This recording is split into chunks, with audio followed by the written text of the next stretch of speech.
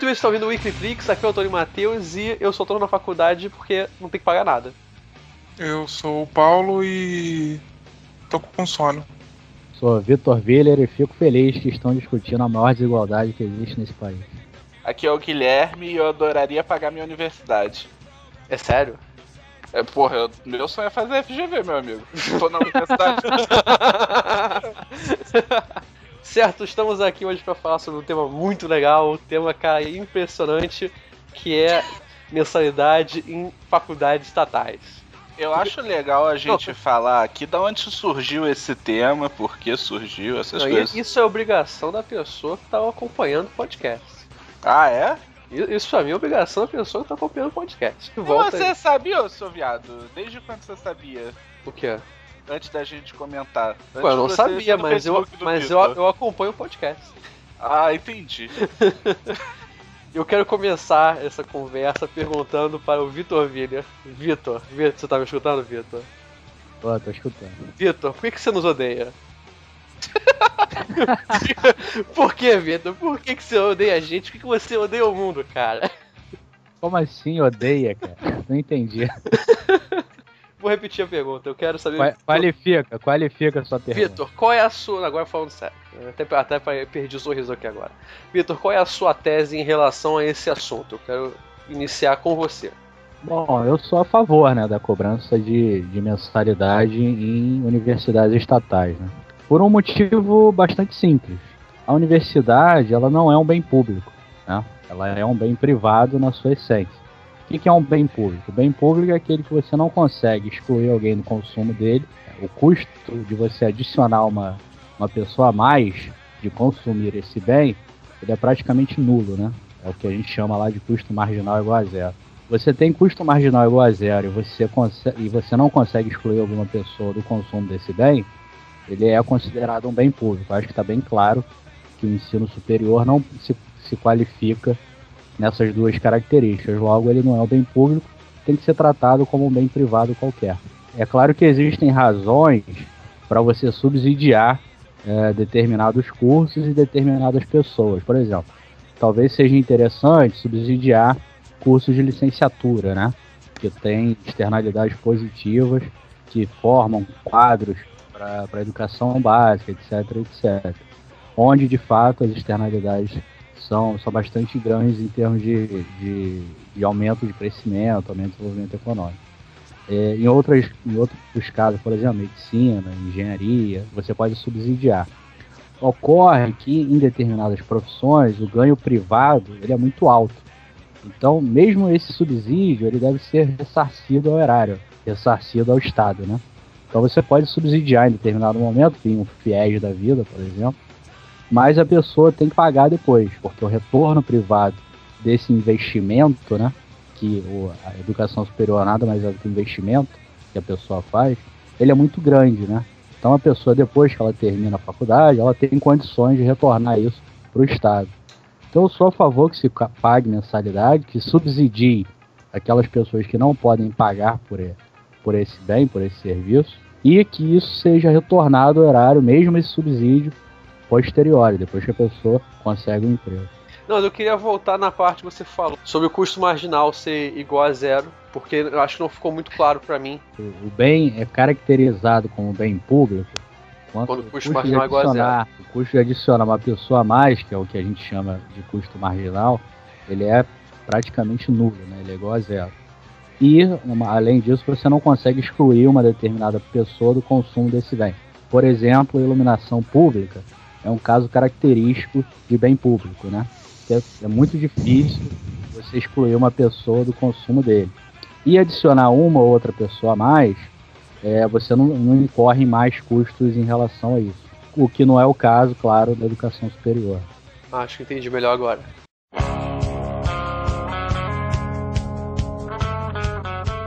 Certo, vamos lá, Paulo e Guilherme, vocês vão falar sobre isso. Não, eu sou contra. Primeiro porque a gente tinha que ter falado sobre de onde surgiu isso. Eu acho que assim, tudo se deve a um estudo. E isso saiu principalmente da Folha de São Paulo. falando sobre o rombo na USP e etc. Em nenhum momento levaram em consideração universidades particulares baratas. Eles estão colocando universidades como o PUC, que a mensalidade é 1.800, a mais barata. Isso há 2 anos atrás, quando eu fiz vestibular. Hoje em dia deve ser até mais caro. E a real é o seguinte, tirando o caso da USP, que é uma faculdade de excelência brasileira, quem é que prefere estar numa federal pagando 2.000 e porrada, em vez de estar numa particular de 2.000 e porrada? Esse nem é o ponto em si, mas as universidades particulares estão ficando muito melhores e as universidades públicas têm barreiras demais para melhorar rápido, só por causa do dinheiro. Tudo que você faz numa universidade pública é muito difícil. Para comprar um simples ar-condicionado é difícil. Não vai ser rápido porque você está pagando a mensalidade, porque ela vai continuar pública. Ela vai continuar sendo do governo. Não vão privatizar a universidade. Eu só falando que se tornasse as faculdades federais, tivesse mensalidade, as pessoas iam correr para as privadas porque lá, a estatal, além de ter a mensalidade, seria pior. Teria muito mais burocracia. Assim, exato. E assim, existem exceções. A USP está numa dessas exceções. Ela é a melhor do país. Agora, por exemplo, quantos deixariam de fazer o curso na FGV porque passaram para a UF, por exemplo?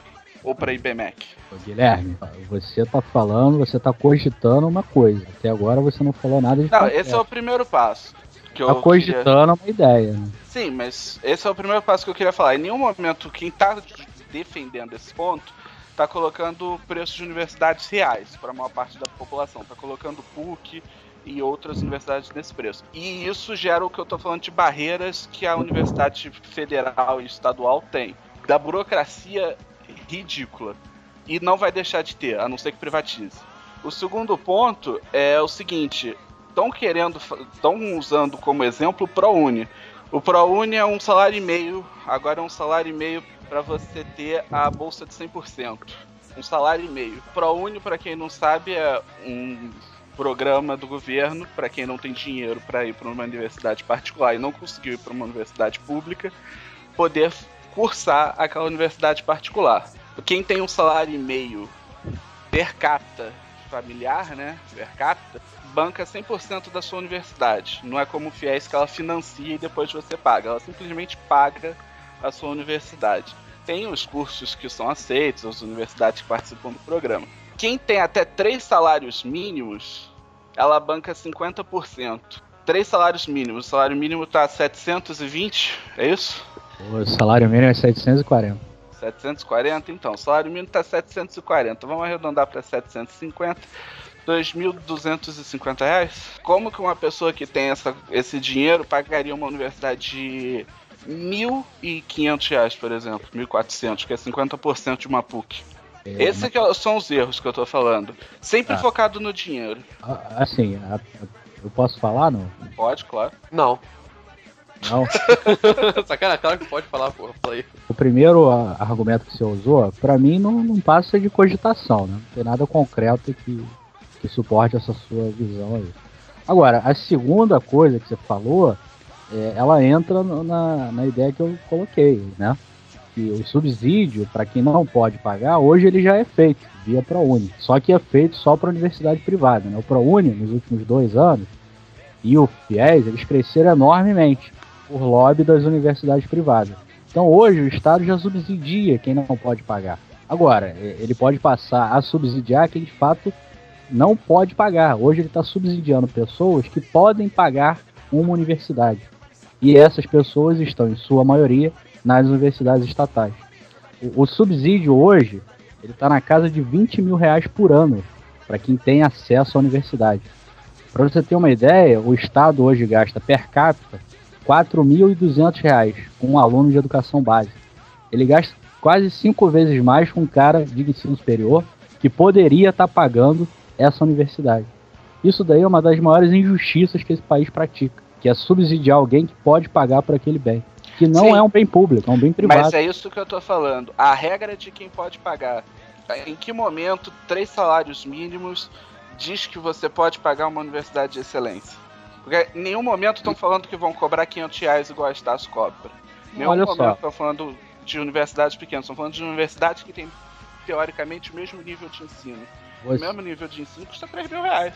você está se baseando num estudo que a Folha fez só para exemplificar o que poderia ser feito no caso da USP. Isso daí é uma coisa tão complexa que ela exigiria vários outros estudos. Eu acho até que cada universidade estatal e cada curso de uma universidade estatal deveria ter o seu preço por aquele curso.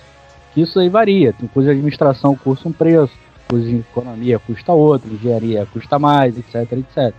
Cada um deveria ter a autonomia para precificar do jeito que está o mercado, né? E aí o aluno vai e decide se ele pode pagar ou não. O que eu estou querendo deixar claro aqui é que eu sou a favor de você diferenciar o acesso da gratuidade. Hoje essas coisas elas são juntas.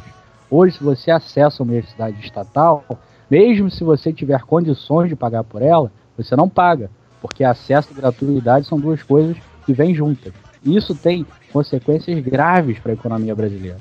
Tem consequências graves, inclusive, para o sistema privado de ensino. Isso eu concordo com você. É injusto uma pessoa que tem dinheiro, que poderia pagar uma universidade de excelência, mas prefere estar numa universidade federal e tá lá de graça. Mas, como tudo no Brasil, as regras são falhas, são mal feitas. Por exemplo, só puxar rapidinho numa discussão sobre cotas. A UERJ, para você pegar a cota, você tem que ter a renda per capita mínima lá. Não lembro agora quanto é. Todo mundo que fez pré-vestibular conhece pelo menos algumas pessoas, sei lá, 2, 3, que entraram para a UERJ com cota, tendo dinheiro, porque os pais são autônomos. A cota da UERJ, cara, ela é uma cota diferente, porque ela envolve raça, né? Uma cota racial. Então isso aí gera uma série de complexidades, né? Eu sou completamente contra a cota racial. Acho que não deveria existir essa coisa no Brasil.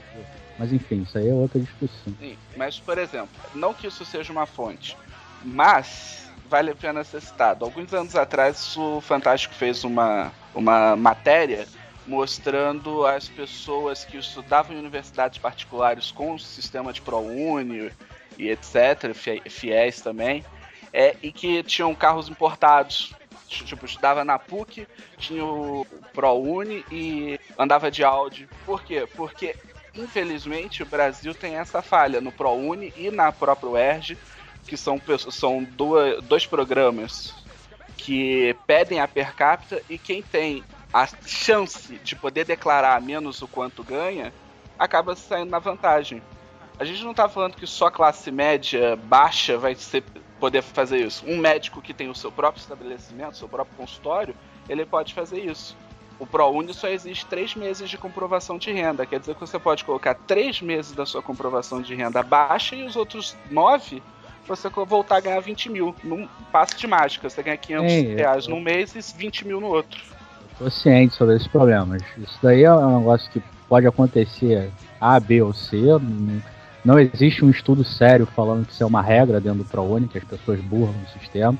E se acontecem os casos isolados, isso aí pode ser resolvido, pode ser melhorado a tecnologia de comprometimento. A Receita Federal hoje, a partir do CERPRO lá, que é o pessoal de processamento de dados deles, eles têm uma tecnologia invejável, uma das melhores receitas federais do mundo.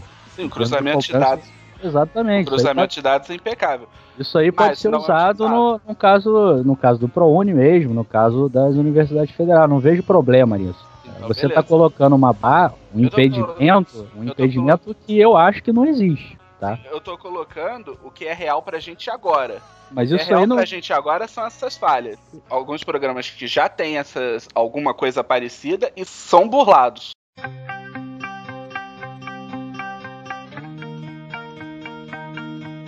O primeiro passo teria que ser melhorar o que já tem, pra mim. Por isso que eu sou contra no momento. Melhorando o que a gente já tem, ProUni, etc., tirando essas falhas do que a gente já tem, aí a gente pode pensar nesse caso. Isso aí, eu acho assim, a gente já tá no nível de operacionalizar isso. Eu acho que o negócio é mais de princípio. Você tá subsidiando um bem privado para pessoas que podem pagar por ele. É simples, tão simples quanto isso, entendeu? Sim, mas é o que eu acabei de falar. Não adianta você tirar o subsídio por causa de pessoas que podem pagar, mas ao mesmo tempo tirar para pessoas que não podem. É isso que eu tô falando. Infelizmente, algumas pessoas que podem vão continuar com subsídio, Mas você não sabe se vão continuar. Você tá dando alguns casos isolados falando que tá generalizando isso. Atualmente acontece. Essas mesmas pessoas que utilizam o burlam hoje vão burlar amanhã, se não melhorar. Você tá usando indução. Indução não é científica. Sim, mas você também não tem um estudo falando que não acontece. Não, mas eu não tô falando que não acontece. Eu tô falando que acontece, mas casos isolados. Então, mas os casos vão continuar acontecendo. É justo por causa disso tirar de quem não pode? Eu tô falando que é uma questão de princípio. Você tá subsidiando um bem privado para pessoas que podem pagar por ele, ponto. Aí você tá colocando dificuldades operacionais no problema. Mas as dificuldades operacionais que eu não vejo um movimento para melhorar. Não melhora nem no básico, vai melhorar para uma coisa tão complexa que é cobrar mensalidade de universidade estatal? Eu acho que dá para melhorar. Não, dá para melhorar. Com investimento dá. Não vejo a menor dificuldade em melhorar a operacionalização de qualquer sistema desse tipo. Não vejo a menor dificuldade, ainda mais hoje, com a tecnologia de informação que a gente tem. Sim, concordo. O problema é melhorar, fazer. Vamos fazer? Isso. Segundo ponto, é a parte de quem pode, a regra. Por exemplo, eu sou completamente contra as regras do ProUni. Vamos mudar? Vamos estudar realmente como, quem pode? Porque foi o que eu acabei de falar. Se cobrar R$500 para uma pessoa que ganha 2.200, beleza, você não está comprometendo a renda daquela pessoa. Agora, se você cobrar 2.600 para uma pessoa que ganha 2.200, a pessoa não tem condições de pagar.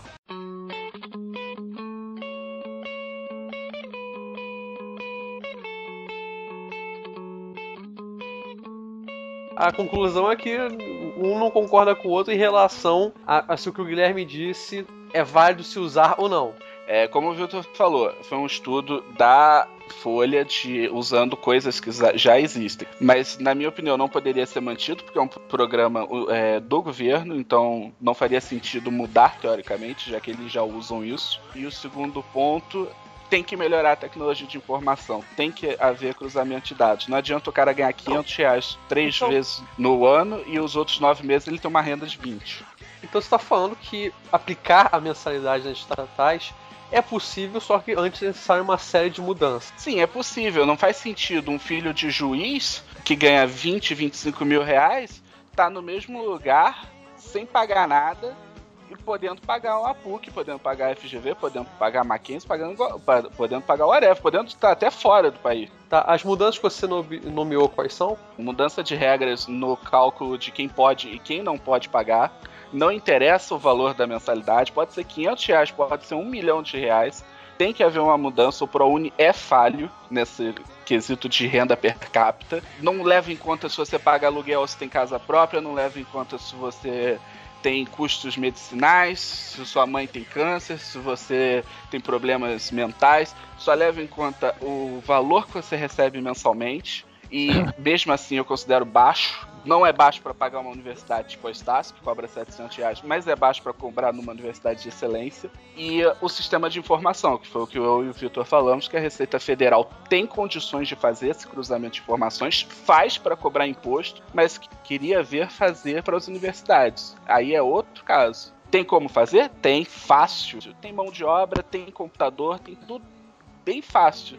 O problema é querer fazer isso. Então teria que ter um método melhor para o ProUni saber de quem ele devia ajudar ou não.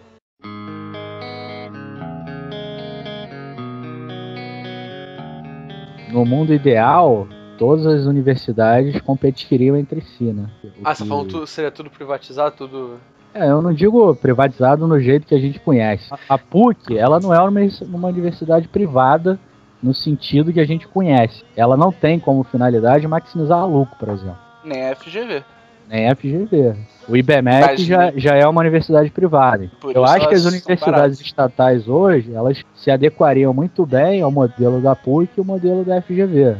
Acho que não teria o menor problema de elas migrarem para esse modelo. É claro que você deixaria de ter o financiamento exclusivamente estatal, elas deveriam buscar financiamento em outras fontes. Não só a mensalidade, mas cobrando por aluguel, cobrando por restaurante nos campos, etc, etc.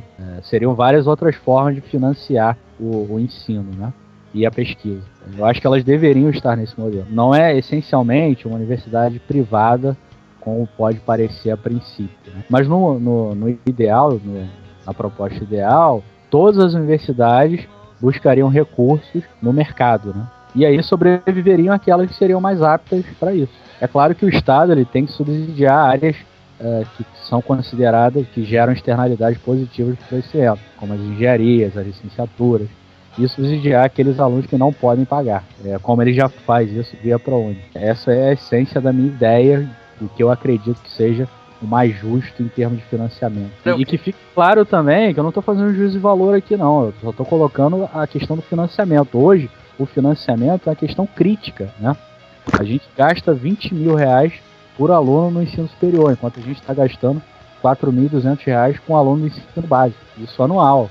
Sendo que o aluno do ensino básico é ele que gera mais externalidade, né? Qualquer modelinho de crescimento econômico você tem isso. Não, mas calma aí, você falou que R$20 mil que a gente está por aluno... valores de 2011. São mas aí você vê, R$20 mil, se for arredondado certinho, dividido por 12, dá R$1.500 por mês. Não é um valor alto para uma universidade. R$20 mil que a gente paga hoje, né?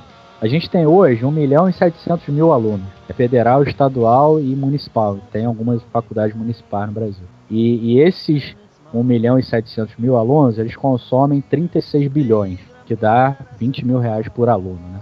No ensino superior. São essas cifras que a gente está falando. Isso aí é 0,9% do PIB, né? Dados de 2011. A gente gasta 1% do PIB com pessoas que poderiam pagar. É essa a conta que tem que ser feita. Não estou fazendo nenhum juízo de valor, isso aqui é conta.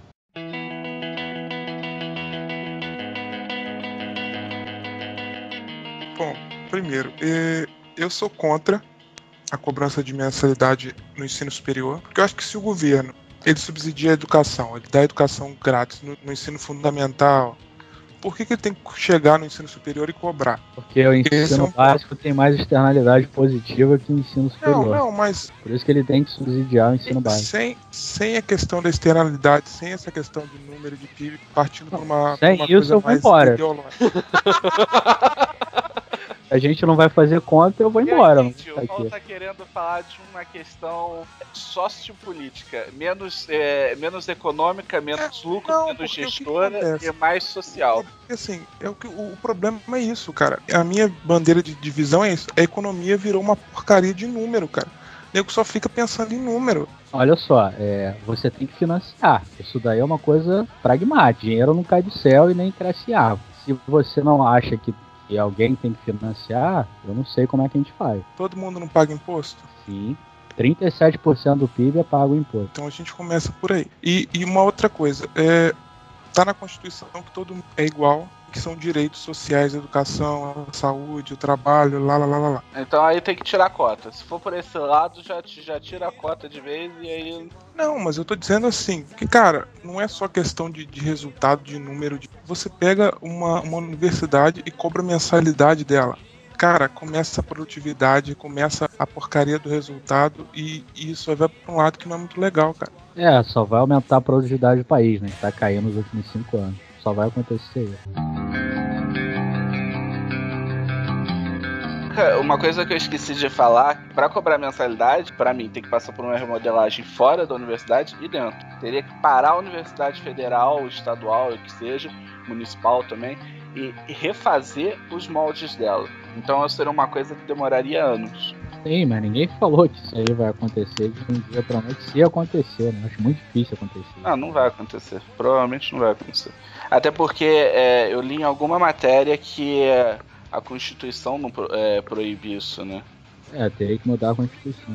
E aí você teria que passar por forma da Constituição.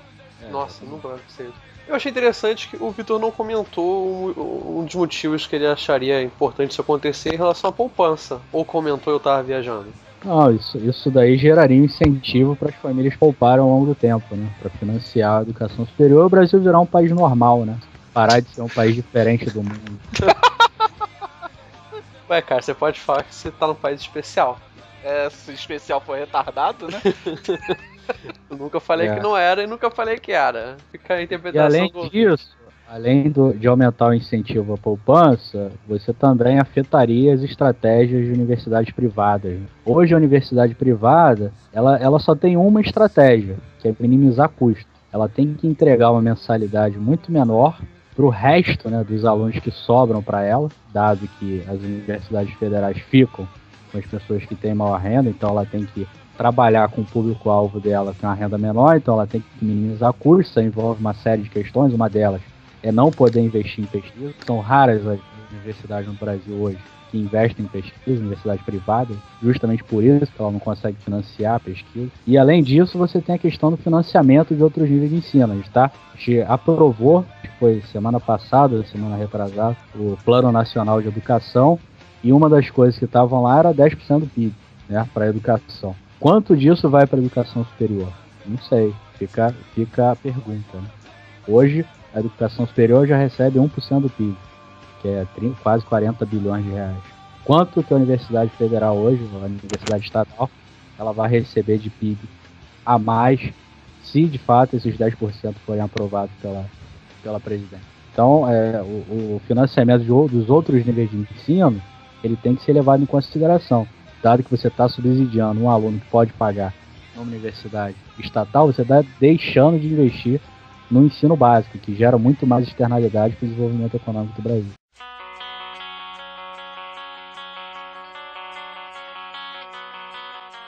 Uma coisa que eu pensei aqui agora é um dos argumentos do Guilherme foi que o ProUni ele começa a te ajudar a partir de quando você tiver mais de 3 salários mínimos, já não te ajuda. E isso seria muito ruim. 3 salários per capita, né? Isso é muito ruim porque fora essa pessoa mesmo assim não vai ter dinheiro bastante. Se a pessoa tiver 4, não tem um dinheiro bastante para conseguir pagar a faculdade privada decente. Cara, 3 salários mínimos per capita. Uma família com 2 pessoas, R$2.200, que paga aluguel, principalmente se for num grande centro, não é barato. Se pagar remédio, então, fudeu, porque os remédios têm impostos altíssimos. A família tem custos, não é só pagar a universidade, entendeu? Eu sei, mas o ponto que eu quero chegar não é. Mas isso aí a gente faz poupança, entendeu, Guilherme? Então, isso que eu tava. Mas aí chegar. São anos. Então, essa ideia anos. Essa ideia mas também. eu não tô falando. Porra, eu tô falando agora, eu quase não falei essa merda. Deixa eu falar. Tô já falando a porra do programa inteiro. Isso combina com a parte da poupança, porque se mudasse a cultura de você começar a poupar desde pequeno, eu quero que meu filho faça faculdade, vou começar a poupar, nasceu, eu comecei a poupar. É isso que fazem lá fora. Isso falando do lado do Vitor. E olha só, e isso daí, vocês estão falando uma coisa, por exemplo, hoje, né, o ensino estatal, né, a universidade estatal, ela só é 26% do total de matrícula. Os outros 74%, quem banca é a universidade privada. Então hoje, esse subsídio, só 26% das pessoas recebem que estão na universidade. Então a gente está falando de um universo muito pequeno que tem acesso a esse privilégio. O resto dos mortais, das pessoas normais, elas pagam a universidade.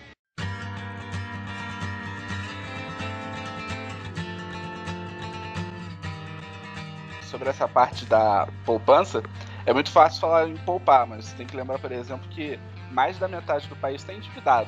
Esse é um assunto complicado. Eu aprendi que no ideal, quem tivesse dinheiro para pagar a faculdade privada cara pagaria, e quem não tivesse seria subsidiado. No mundo todo é assim. No Brasil parece que é diferente. Já falei que nós somos especiais. Aqui a gente privilegia rico. Aqui filha solteira de desembargador ganha 40 mil reais do Estado como pensão, né? Aqui a gente paga o filho do juiz estudar na Universidade Federal, a gente é especial. Esse é um problema.